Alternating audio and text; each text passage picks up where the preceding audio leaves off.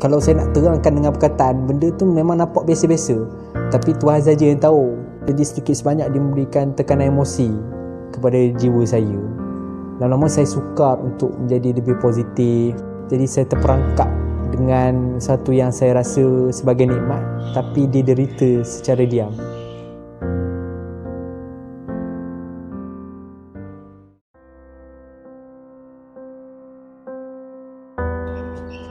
Assalamualaikum warahmatullahi wabarakatuh.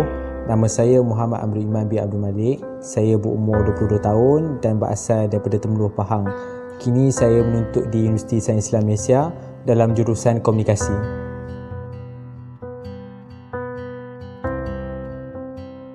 Tentang perkembangan pelajaran saya, Alhamdulillah lah, sejak 2-3 bulan lepas saya telah pulang ke kampus USIM ini bagi pembelajaran secara bersemuka.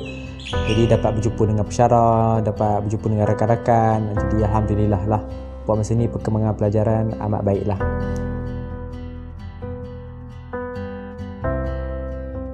Pada pandangan saya, pembelajaran secara atas talian atau kita panggil online distance learning ni kan, memang nampak bagus dan nampak mudah, sebab kita boleh melakukan pelbagai tugas tu dalam satu masa. Dia mudahkan tugasan kita sehari-harian lah kita kata.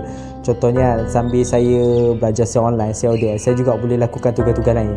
Boleh masak, boleh cuci pinggan, boleh cuci kereta, boleh lakukan pelbagai tugas, boleh manage pelbagai kerja tu dalam satu masa. Saya juga tak perlu rushing nak pergi kelas apa semua kan.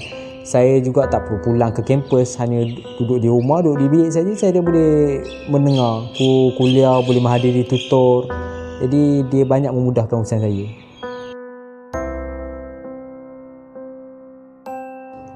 Jadi belajar secara atas talian atau ODN ni, memang saya kira pada awal-awal ni nampak mudah, sebab dia manage time saya banyak. Jadi kan saya tak terlalu tergesa-gesa rushing kan.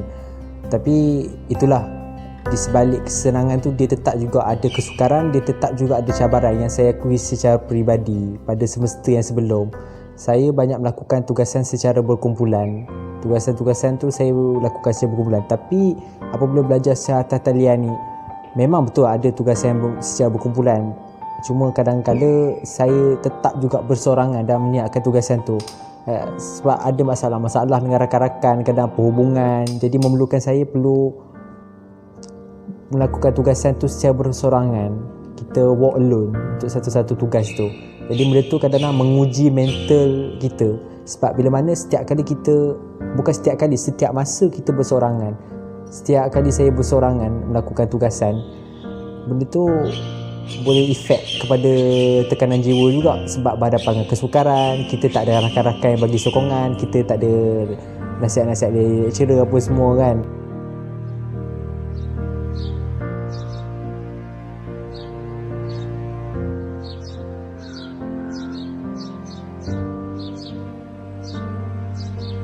Tapi oleh kerana ialah ODL atas talian, jadi saya melakukan benda tu secara bersorangan juga. Perhubungan dengan rakan terbatas, bila nak call je kadang ada masalah, WhatsApp je tak dapat. Jadi saya perlu bersedia, saya perlu work alone. Dan ialah apabila kita melakukan secara bersorangan ni, tidak semua waktu saya boleh positif. Ada waktunya saya stres, ada waktu saya tekanan, ada waktu saya juga ada masalah dengan keluarga. Kita bertemu, bercampur dengan semua masalah tu. Jadi sedikit sebanyak dia memberikan tekanan emosi kepada jiwa saya. Lama-lama saya sukar untuk menjadi lebih positif apa semua. Jadi saya terperangkap dengan satu yang saya rasa sebagai nikmat, tapi dia derita secara diam.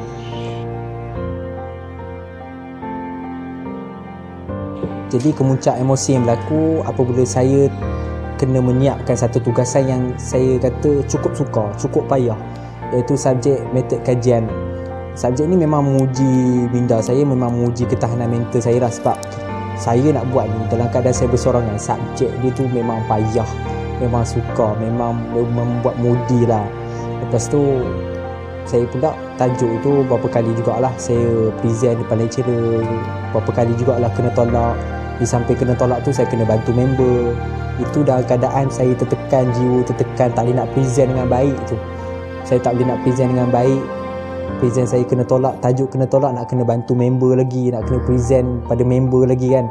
Benda tu kalau saya nak terangkan dengan perkataan, benda tu memang nampak biasa-biasa, tapi Tuhan saja yang tahu. Waktu tu kita bersorangan, mental melakukan benda tu secara bersorangan, payah kita hadap seorang-seorang. Jadi benda tu tekanan, dan kadang-kadang saya hadap benda tu tiap-tiap hari. Bukan senang kita nak positif pada setiap masa, kan. Jadi tentang waktu sekarang kan, Alhamdulillah lah dah pulang ke kampus sejak beberapa bulan lepas kan. Namun bagi saya masih juga ada kesan-kesan emosi daripada semester-semester yang lepas kan.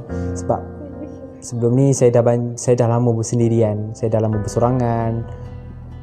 Jadi bila dah bertemu dengan rakan-rakan ni, nak adapt balik benda tu kadang-kadang rasa macam payah.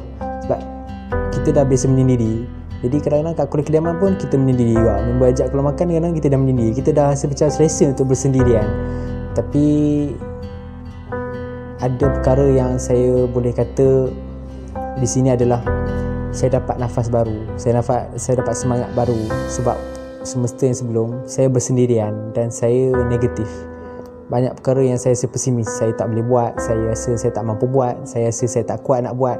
Tapi ada rakan-rakan, mereka di sebelah saya, mereka bagi tahu apa-apa pun kita buat je sekarang ni. Aku nak kau buat. Kita pun dah berada tahun akhir. Saya dan mereka dah berada di tahun akhir.